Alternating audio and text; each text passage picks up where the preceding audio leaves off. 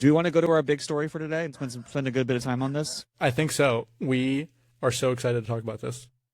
Yeah, I want to talk about I want to set the scene. Hopefully we put it in the show description of the last episode, and we told you all that we'd be talking about this debate between Chris Christie and David French. So hopefully many of you took the time to actually go and watch that.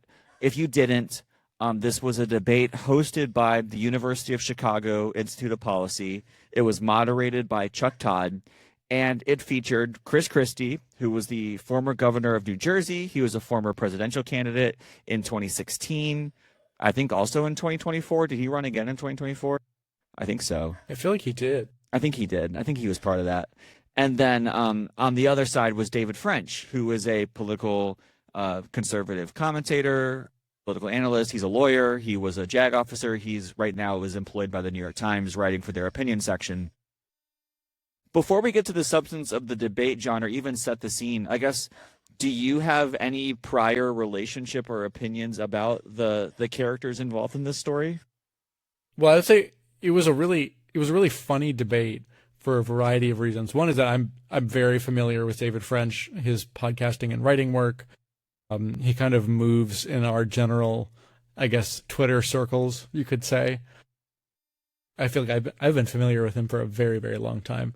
I would say that I agree with him on a spectrum of agreement to disagreement, but I think he always has interesting thoughts.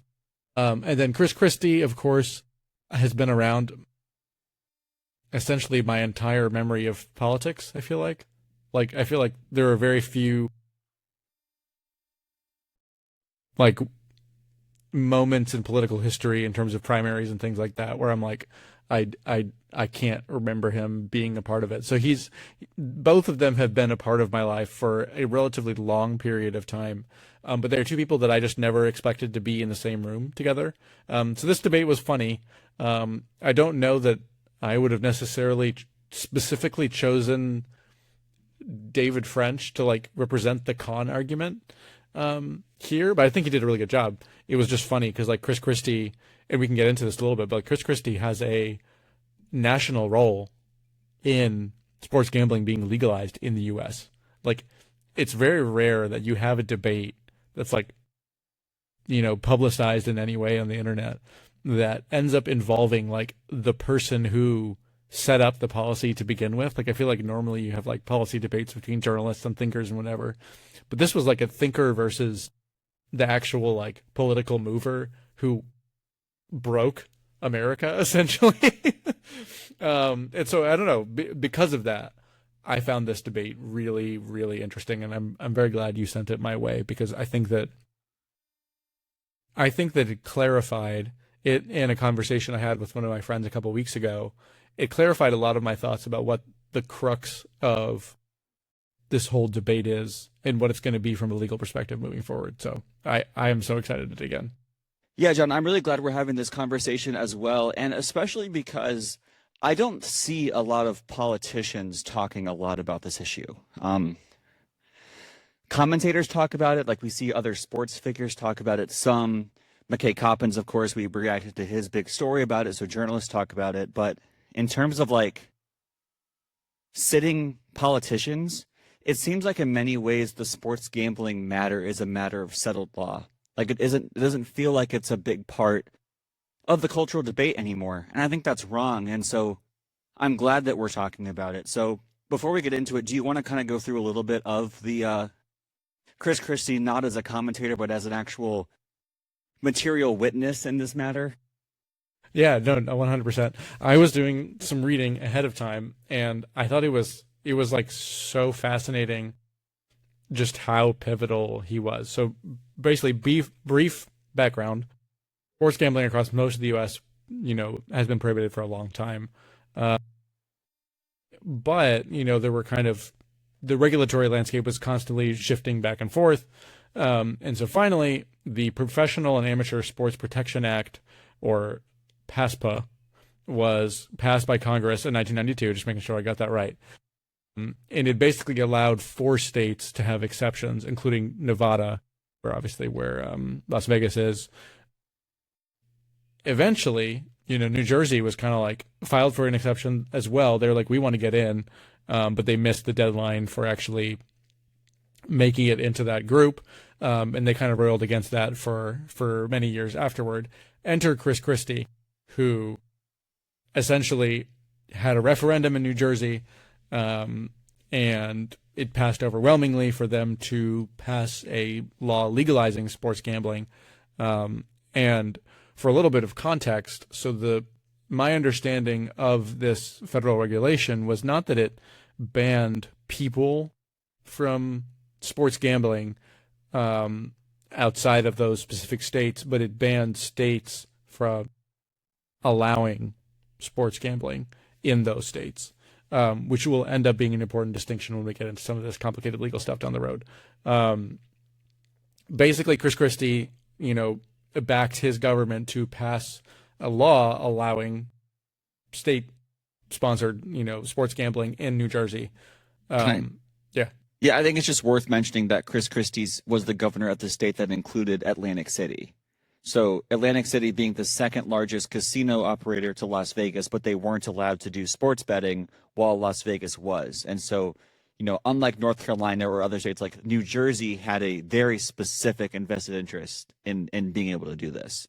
Right. So that's a great point. So he passes the law, or their legislature passes the law, and that results in, so this what happened in 2012. This results in the NCAA and the 4 major sports leagues actually suing New Jersey, trying to get this law to be struck down in light of the federal regulation, which is funny, again, because we'll talk about this later. But at this time, the sports leagues thought it was in their best interest to stop nationwide sports gambling, which is just kind of funny. You'll see that the narrative quickly changes in this timeline very fast. So this law gets struck down. Chris Christie then tries again in 2014. And this one, in the interim between 2014 and 2017, when this case that is, again, the state is sued by all the leagues in NCAA, in that interim between that time in 2014 and 2017, when this case reaches the Supreme Court, the whole narrative around sports gambling nationwide changes.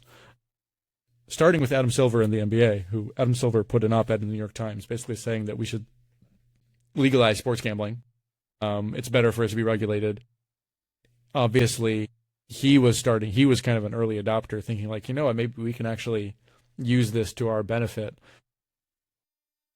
And the basic reality of what happened was the Supreme Court reviewed the case, and I am not a constitutional law expert. I defer to Chad here on that category as the legal expert here. But my understanding is that basically the Supreme Court ruled that the law that Congress had passed basically took away power from the states instead of regulating people's individual actions. And as a result, because the power was not specifically granted to Congress to take it away from the states, was unconstitutional.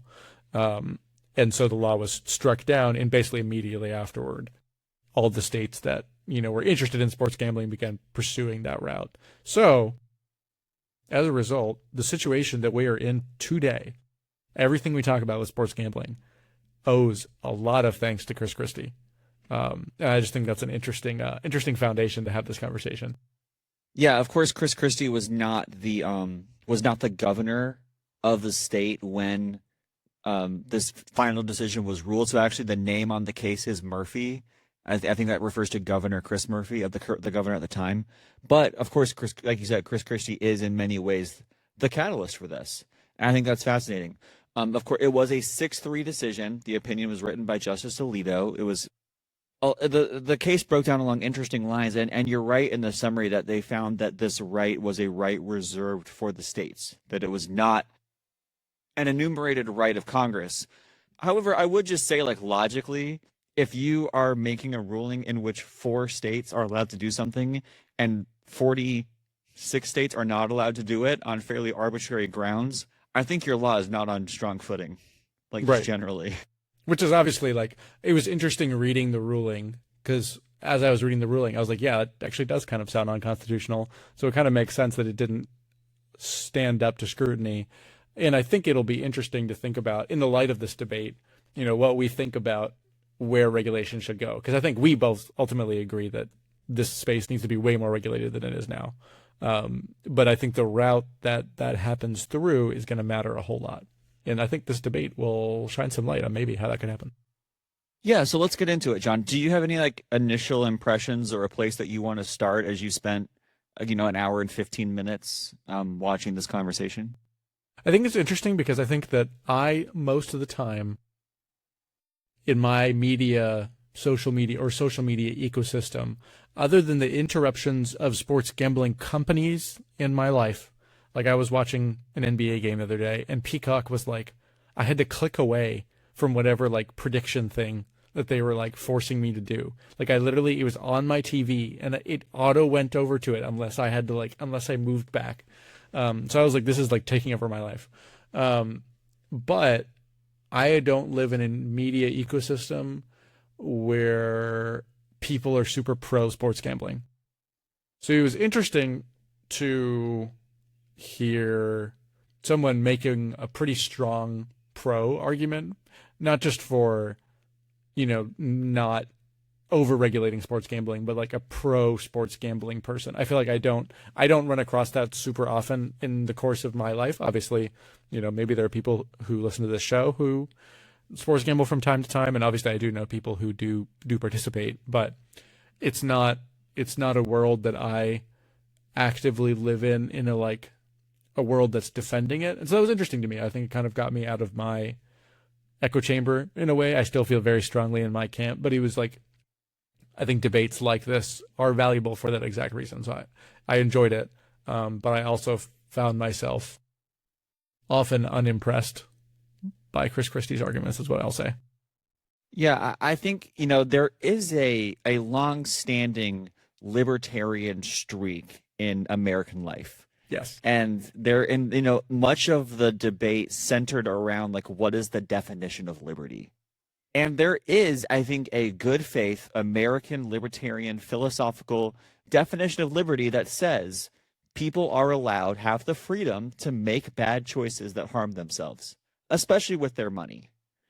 And that is, and I don't know if Chris Christie would put it in exactly those words or if he would describe himself as a libertarian, but that is a real American impulse.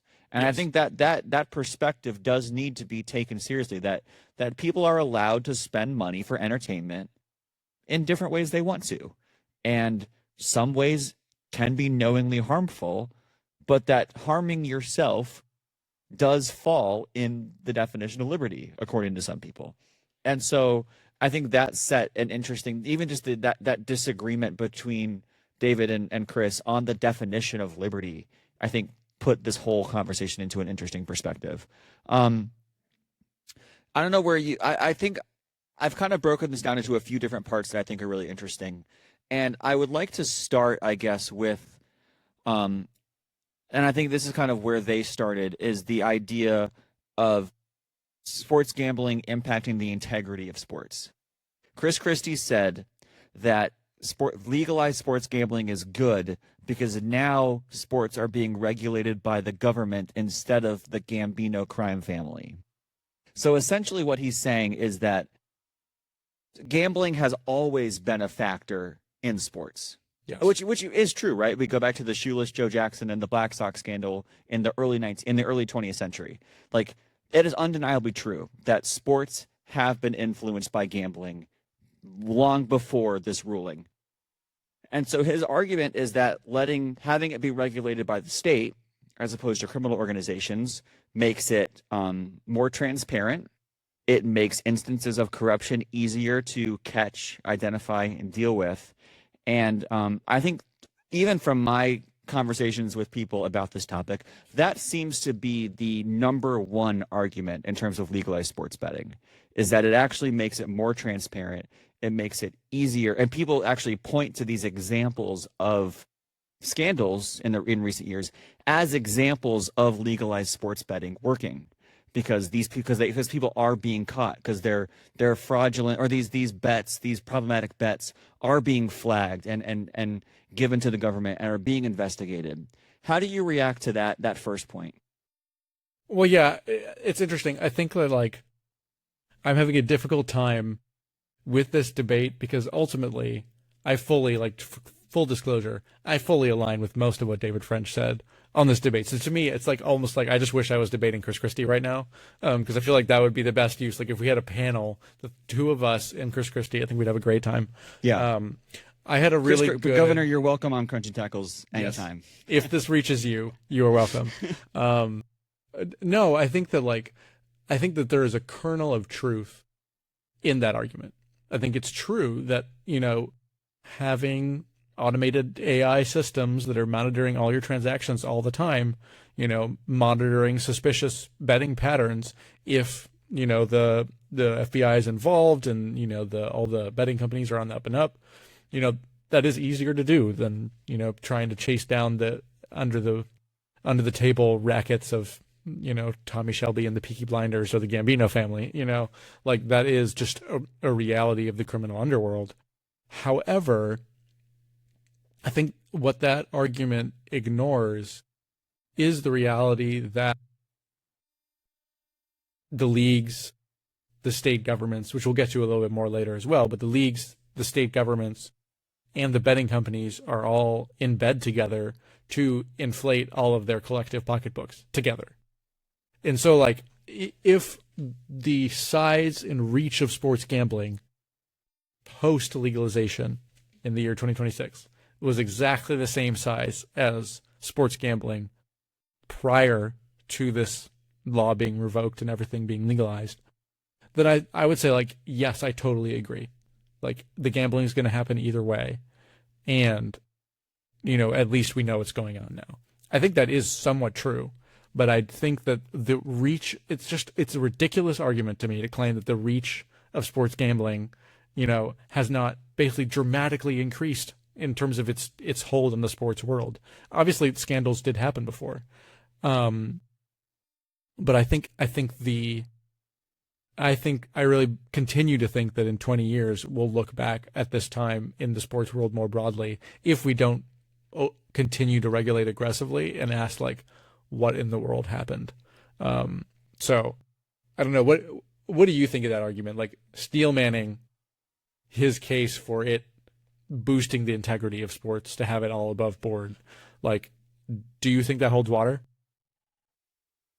No, I don't think so. And I mean, do I believe that we are catching more instances of fraud because the states are involved?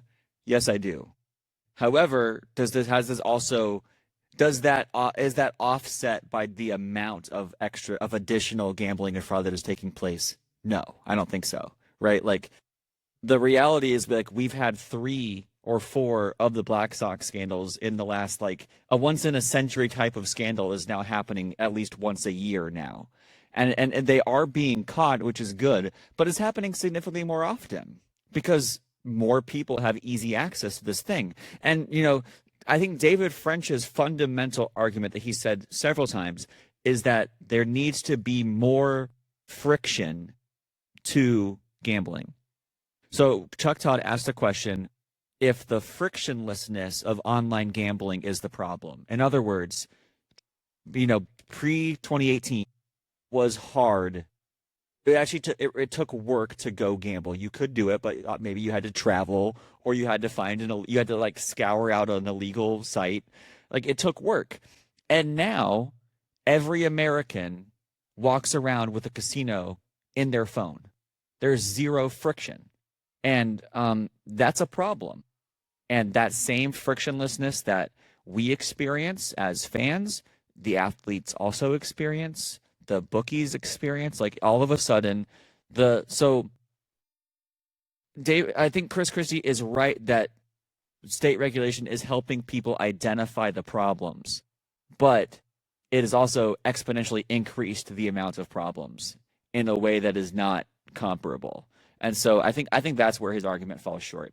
The second part of this integrity of the game argument, and this is something we talked about when we reacted to the McKay Coppins article, is this also harming the reputation of sports? So not just is it the integrity of the game argument is like, on the one hand it is, well, like, these things are being caught, but on the other hand it is like, are people more or less trusting that sports are legitimate right now?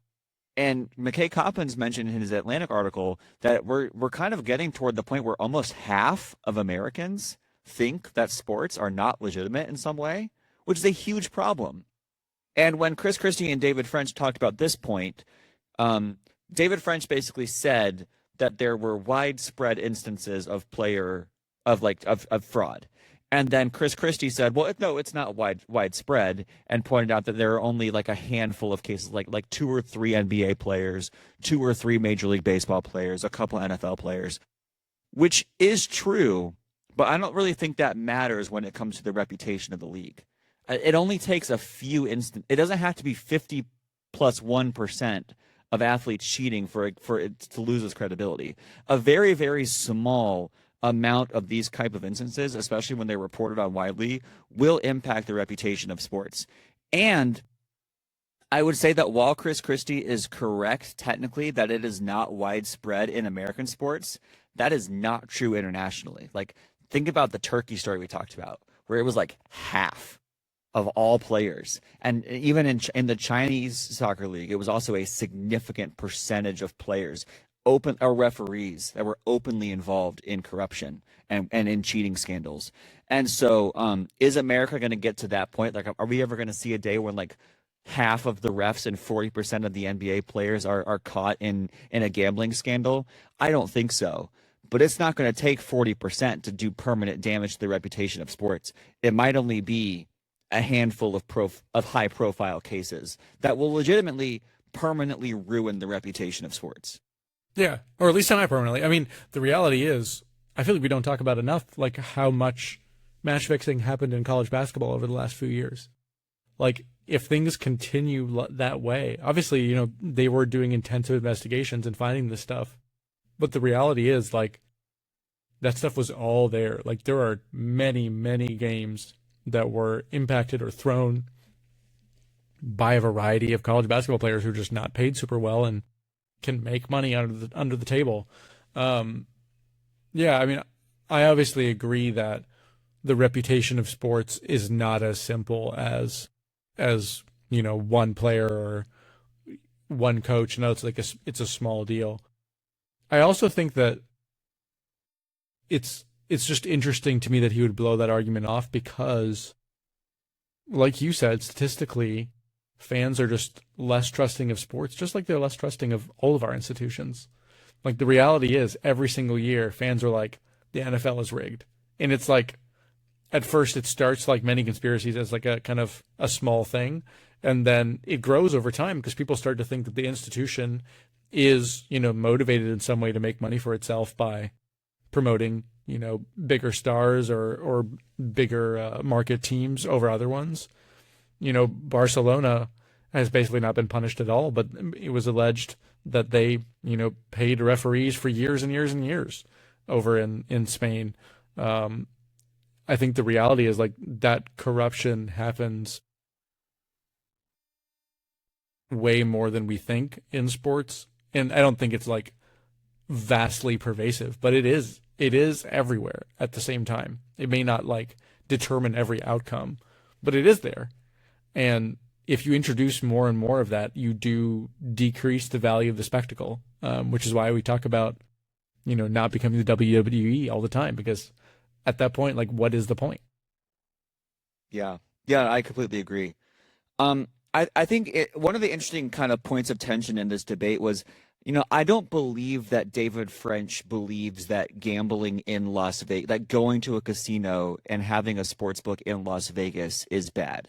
I think a lot of when we talk about sports gambling, a lot of times what we're specifically talking about are sports betting apps. We're talking about FanDuel and DraftKings and BetMGM. You know, we're talking about the accessibility of sports gambling through sports betting apps on our phones.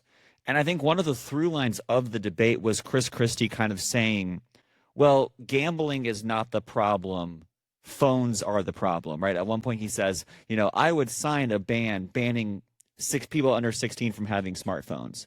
And there were quite a few times when we would talk about specific problems and he would say, oh, but that's not a gambling problem. That's a phone problem.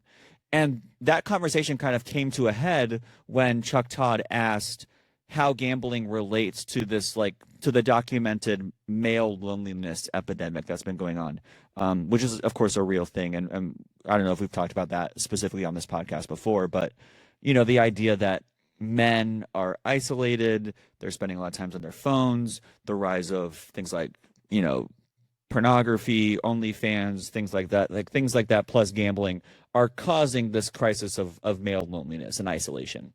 And and they talk about that in the context of sports gambling. And so I wonder, from your perspective, John, like, is sports gambling just a symptom, one of many symptoms of how it's actually like cell phones that are destroying us?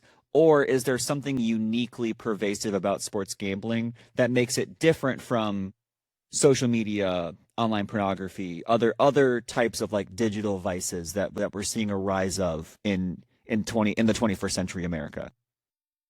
Well, I think the question, it goes back to the libertarian question that you kind of asked at the beginning of this show, which is, how much are you allowed to harm yourself and, by extension, everyone else? Chris Christie made valid points, I thought, about social media, that, social media has all kinds of destructive, addictive tendencies that do have negative effects on your mental health. The reality is we're trying to, those social media companies are being tried in federal court regarding these issues, regarding those addictive tendencies, regarding their, attempts essentially to lure minors into using their platforms without taking proper care of them. And so we are societally asking the questions of, how do we legislate for a digital age that our legal structure is not fully prepared for? But the constitutional questions are ultimately the same.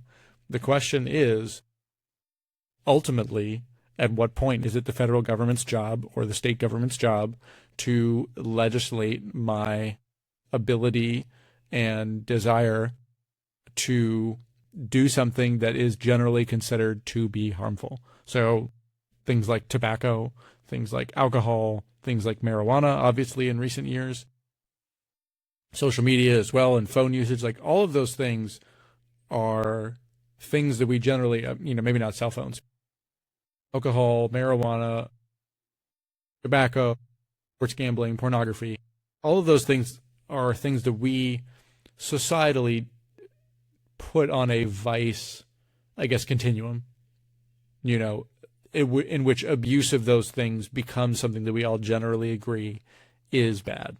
Like, if you are an alcoholic, most people are not like, yeah, that's good for you, that's awesome. But maybe you can, enjoy alcohol from time to time and that be not a bad thing or even a good thing, You could make the same argument for sports gambling. And so then the question is, at what point in that continuum is it the government's job to step in and intervene? And so, like,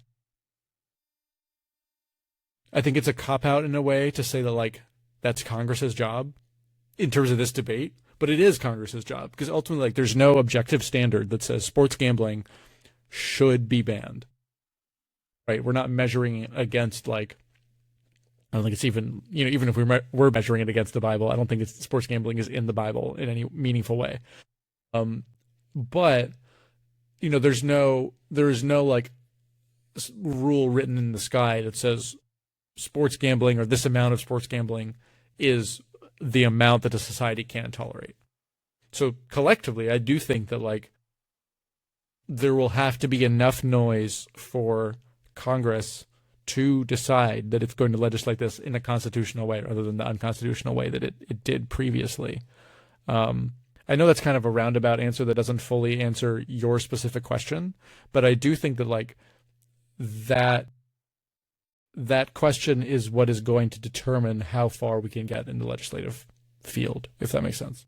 Yeah, I think you're right. I think that our government, and we've kind of just become accustomed to this, has been, just always balancing and comparing vices and their accessibility, right? So alcohol is allowed in America if you are at a certain age, but heroin is not, right? And marijuana, we're kind of on the fence on.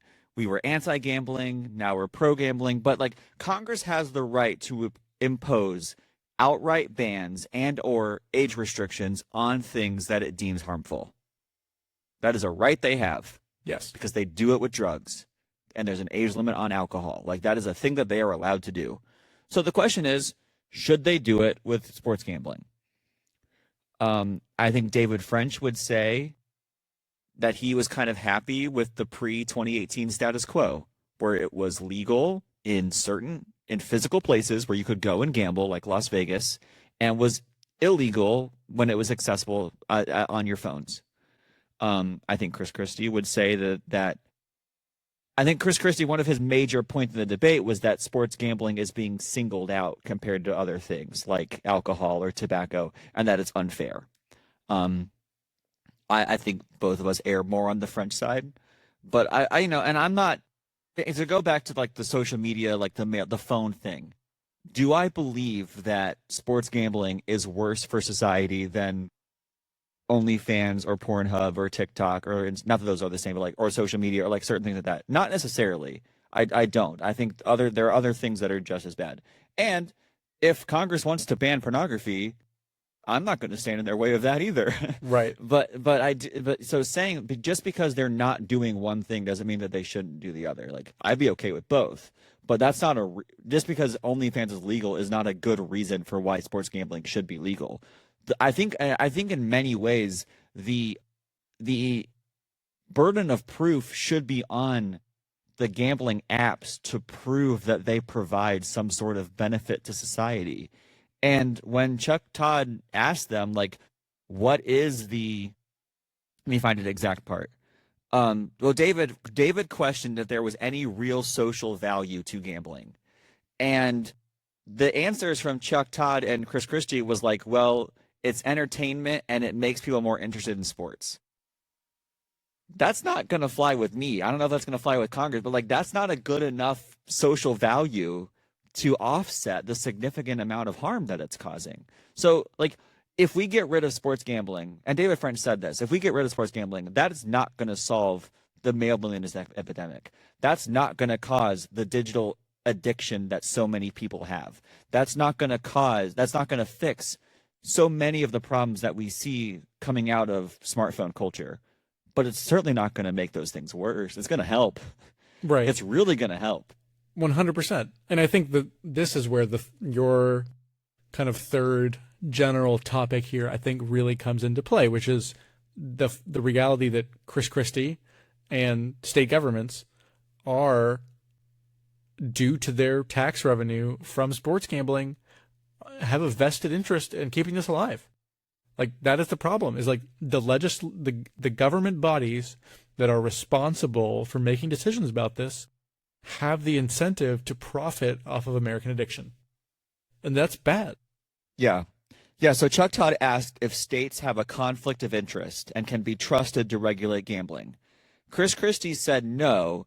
He said because, the state is involved with many different types of interests or industries that they benefit from, and that doesn't stop them from being able to regulate them. But I think it does cause a lack of trust, right? And the example he gave, he said that Chris Christie said that sin taxes, which are revenue taxes on socially recognized vices, alcohol, tobacco, gambling, was 12% of New Jersey's revenue last year. And he said that's not a lot. Yeah, to he was me, like, that's a ton. He was like, you could just cut that. It was in the billions. He was like, you could just cut that right out of the budget. No one would notice. And I was just like, and David French made me laugh because he was like, have you tried to cut billions out of the budget before? I think we saw with Doge just how much of a challenge that is, even if you're really committed to cutting everything. I don't know. I think that like that stuck out to me so strongly as an example where like he tried to essentially argue that the government has conflicts of interests all over the place and therefore it's fine that they have a conflict of interest here. And I'm like, no, they do a bad job regulating those other places because they also have a vested interest in keeping other industries going and making money for their own pockets. And that's a problem. Like that's Yeah. that's government corruption. Yeah, I think there's a lot of whataboutism coming from the pro argument, right? So like when they're confronted with these problems, they say, well, what about tobacco? What about alcohol? You know, people who support the legalization of marijuana will often say, well, what about alcohol? And that type of answer is a cop out from being forced to actually say whether or not what your product that you're supporting is good for society or bad. They don't want to say that it's bad, so they just want to say, well, it's not more bad than this thing that you accept. And that's just not going to fly with me. Maybe I'm being too idealistic, right? I probably am. Like, I don't see a world in which this gets fixed by Congress. I just don't, realistically. But I don't accept the argument that because B is just as bad as A, we should allow A. That does not fly with me. I don't accept that morally, and I don't accept that legally either. Yeah, and I was honestly like, this is slightly related, but I was surprised at how often, when presented with genuine arguments about social harm, he either ignored them or engaged in whataboutery. So like when David French brought up the negative effects of sports gambling online, Chris Christie was basically like, sports gambling isn't even like close to the most damaging things that happen online, because the really bad things happen on social media. And David French was like what? And he was like bullying, for example, which was just such a funny example to me, because we all know that the statistics of online bullying, online abuse, online death threats have just skyrocketed, just in general, obviously, but specifically due to sports gambling. And he just blew that by. And then when pressed on it further, talking about college athletes and professional athletes, he was like, yeah, I think I would support it for, maybe some more regulation and some bans in certain contexts, at least for, betting on college athletes, because his argument was that like the people who are on campus with you are the ones who are abusing you, while, professional athletes can separate themselves, and so they don't need to care about the death threats. And I was like, well, number one, I don't think that the vast majority of bets are coming from, on-campus students who are then harassing their own, fellow students at their own college. That's number one. And number two, he basically just discards the professional athletes as people who are encountering online abuse. He's just like, you have enough money, you can deal with it. And I'm like, you, Chris Christie, if you were receiving, I mean, maybe he does receive death threats every day and just doesn't care. I don't know. But like, if you and your family were receiving death threats every single day, would you not be incentivized to be like, what if there was something we could do about this to stop this from happening? Like, I just don't see how that's a rational or sane argument if you're like being honest and not whataboutering. Yeah, he said something like about Jalen Brunson, and that the fact that he makes $36 million a year means that he is insulated from fans and shouldn't care what they say about him. And to that I say, like, number one, they are still like trying to live out in the real world. Yeah. Two, celebrity safety has never been more in danger than it is right now. 100%. Not to be like, I don't want to become like super serious, but like the most well-protected man in America, the president of the United States, has had 3 assassination attempts that have gotten way closer than they should have. So like, people who want to have access to these people to do harm can do it, right? If someone could get within a gunshot of Donald Trump, you better believe that if they were really motivated to attack or harm an athlete who cost them millions of dollars on the sporting field, they could do it. 100% they could. No, I don't think there's any amount of private security that is fully going to protect these athletes. And they shouldn't have to spend millions of their dollars on security, because we shouldn't be allowing this in the first place. I 100% agree. To me, it's just it is one of the most ridiculous arguments I've ever heard. Yeah. And those were moments where I was like, the person who helped create this entire system is willing to kind of go out and defend it, because he has no like true vested interest anymore. So he's just going around talking to people and writing op-eds and whatever just because he can. And those are like the arguments that he's resting his entire platform on here. There are arguments that I feel like we could have a very well reasoned conversation with him where I would finish it and be like, that's like the best intellectual framework you have for defending this. Like he can, he's obviously a debater that's been on presidential stages and is, calls people names and whatever, but like the actual strength of his arguments, I was like extremely unimpressed by. And if that's the basis for where we're at, I think that like, I think that if a groundswell really starts among legislation in Congress, I think that there would be a pretty bipartisan feeling that this needs to be regulated. And we're seeing that from both sides right now. Like people are concerned. So I don't think it's outside the realm of possibility. I just don't think that if it's left up to the states that anything will get done, unfortunately. So that's the reality. Yeah. A couple things that they did agree on. Chris Christie supported banning prop bets on college sports. Yes. And that's kind of when they got into that thing you talked about where he said, well, we should not allow prop bets on college sports because these college athletes still have to walk the halls with their classmates. And if their classmates are betting on their prop bets and then they, it doesn't go the right way, that could cause a problem for these athletes. David French, of course, agreed and said that we should also do that for pro athletes. I 100% agree. Prop betting is terrible for society. They agreed on limiting and or banning prediction markets. 100% agree.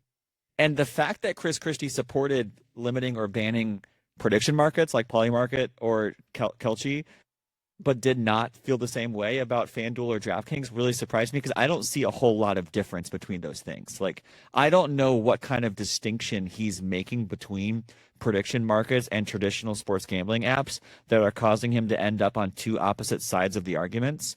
Because to me, those types of platforms are not very dissimilar. In fact, most money exchanging on prediction markets is also coming from the sports world. Well, I think the reality is that the prediction markets give the states way less money. And that's like, I'm genuinely really serious. Yeah. Like, so as a former governor, I think that's a good point. Like, I think he is politically and financially motivated. Like anyone who's taking this stance, to me, unless you are taking it as a fully libertarian constitutional stance, which I'm fine with, I think that's a legitimate argument to have. If you're taking this from any other angle, in my opinion, unless you prove to me otherwise, you are financially motivated, and Chris Christie is 100% in this situation. Sorry, Chris.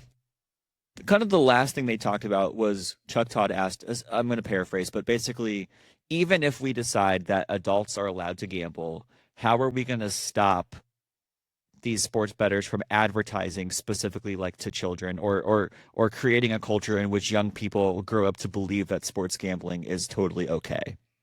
And so the idea was like, should we have a limit or a ban on advertising for gambling apps, particularly during sporting events, whether it be commercials or actual paid partnerships between leagues and sport and these gambling apps?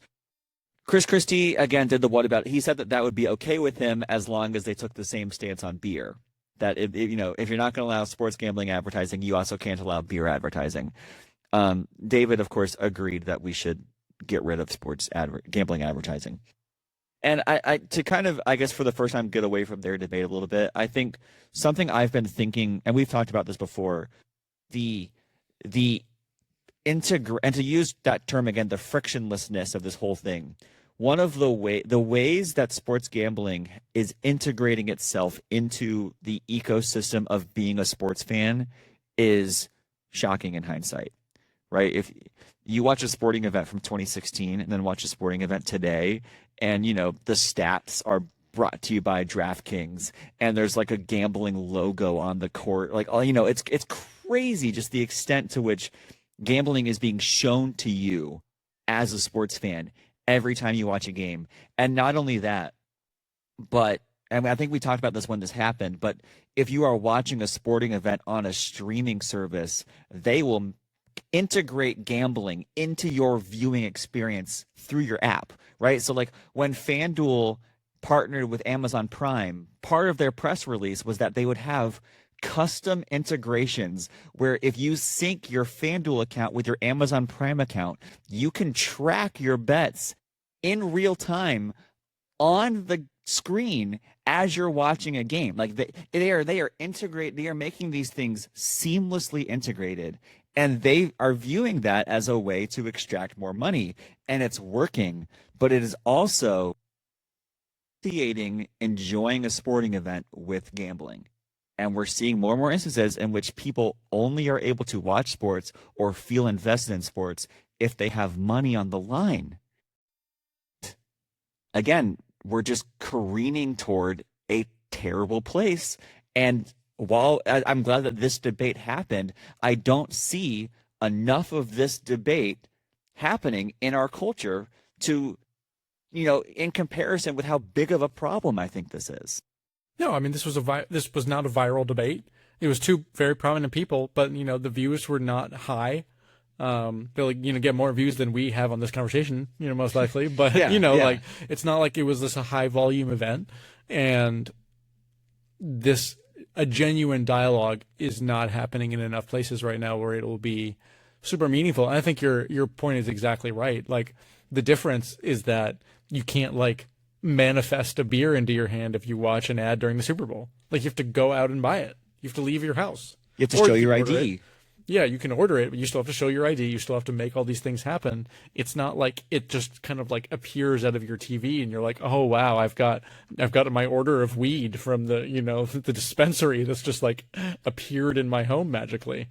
And I think that that is just a profound difference in ease of accessibility. That it's one thing to say, should the government be involved in regulating this thing at all? It's another thing to say the government should support, along with all of our major institutions, making this thing as easy as possible. And that's what's happening. The states, the sports leagues, and the sports books are all incentivized in making this as easy as possible, where just like, it would be the equivalent of having an alcohol truck drive around every neighborhood every single day where you didn't get ID carded, and you could just pipe your, do like loan shark payments to your alcohol truck, and then you would just take as much alcohol as you want, and then they would charge you after the fact and never stop you if you're drunk. Like, it would be as ridiculous as being like, yes, that's a good idea. We should just give it unlimited to people as much as they want while also putting them in debt. Yeah. That's an analogy, but no, it's a good analogy. I would like to make a different kind of comparison. And, I think as a society, we are such an individualistic culture where our rights trump what is societally good. And in our Christian faith, John, there is this concept called Christian liberty. And the idea of Christian liberty is that you have the right to do certain things, but if that thing causes another Christian into sin, you would rather give that up. Even though it's not a sin for you to do it, you would rather give that thing up than cause another person into trouble, right? So if you believe that alcohol is okay to drink for me, and I don't have a gambling problem, or I don't have a drunkenness problem, but I go over to a friend's house and he has alcoholic tendencies, I would choose to not drink. I don't need that drink more than I care about that person not, relapsing into his alcoholism. And as a society, I think we kind of need to have that mindset where like the percentage of people who are having a fine experience with sports gambling, is that really worth the smaller but more meaningful percentage of people who are like going bankrupt and falling deep into addiction and losing everything because they're compulsive gamblers? I don't think so. I just don't believe that that's a better trade-off. And even if like 3 out of 4 people gamble a responsible amount and have the disposable income to do it and never go into crisis, is that worth having 1 out of 4 people lose everything, like become compulsive gamblers and risk their, to me, no.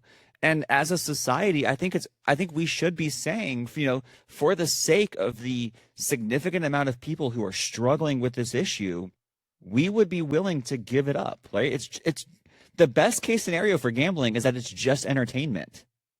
And if something is at best just entertainment for some and is at worst ruining the lives of others, to me, it's pretty clear that we just all decide to just give it up. Or at the very least, I don't know that we're arguing here that like the federal government should ban sports gambling. Maybe you are, I don't know. I don't know that that's my firm stance that it needs to be banned outright. But I think it is crazy to me to look at the other vices that are regulated currently that they did talk about and be like, sports gambling needs like 10% of the amount of regulation these other ones have. And that's the real argument. The real argument is sports gambling damaging enough that it needs to be regulated as much as these other vices are? Because right now it's not being treated that way. And that is the reality. I think they honestly didn't talk about enough because Chris Christie is a pretty good debater and kind of like moved the conversation around. I don't think they got to that point. But I think it's an important point. And I think the reality is that like without a clear regulatory framework, much like with alcohol or marijuana or tobacco, you have an unregulated business interest with very loose restrictions that, powerful people are able to do essentially whatever they want at the, to the detriment of other people. And that is bad.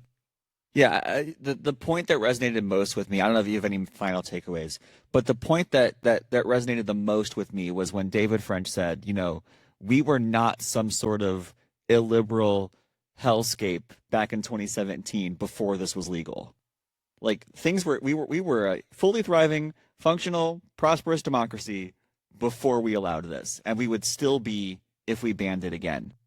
Not lost, like my position again would be, I think essentially the same as David French's, which is sports gambling is fine if you're at the Kentucky Derby or if you're in Las Vegas, but just get it off the phones, completely. And, I think that we would be a better society without it, with Polymarket gone, with FanDuel and DraftKings gone, with these things gone. And to bring back some friction to this process, it was such an interesting argument where David French's case is like, he's making an affirmative case for why it's bad, and Chris Christie was essentially making well, it's not that bad or it's not that much worse. He didn't really make an affirmative case on anything, and so I found that, and I don't know if there would be another voice that we could watch who has made a more positive or affirmative case for the value of sports gambling. If someone has done that, I would love to engage with that. If someone could send that to me, I would love to consume that and see what that is. But I agree with you that I did ultimately find the argument fairly disappointing. Do you have any other final takeaways from the debate? No, I mean, we've had this conversation a great many times. I think people are well acquainted with our specific viewpoints.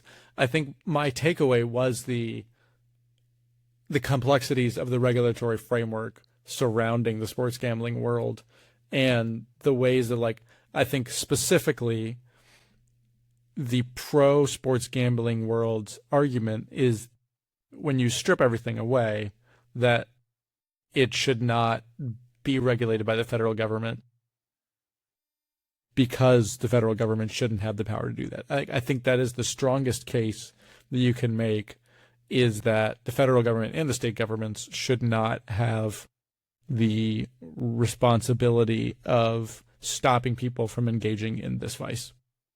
I think that if you reach the conclusion that the government should be in the business of regulating this specific vice, it's very difficult to defend where we are today. And so I think the question is going to be, in my mind, at what point is society at large going to shift its mindset on this issue from something that's kind of a thing we tolerate into a thing that we are pushing strongly against? The backlash against social media companies is strong right now. The backlash against phones in schools is strong right now. This is happening worldwide, not just in the U.S.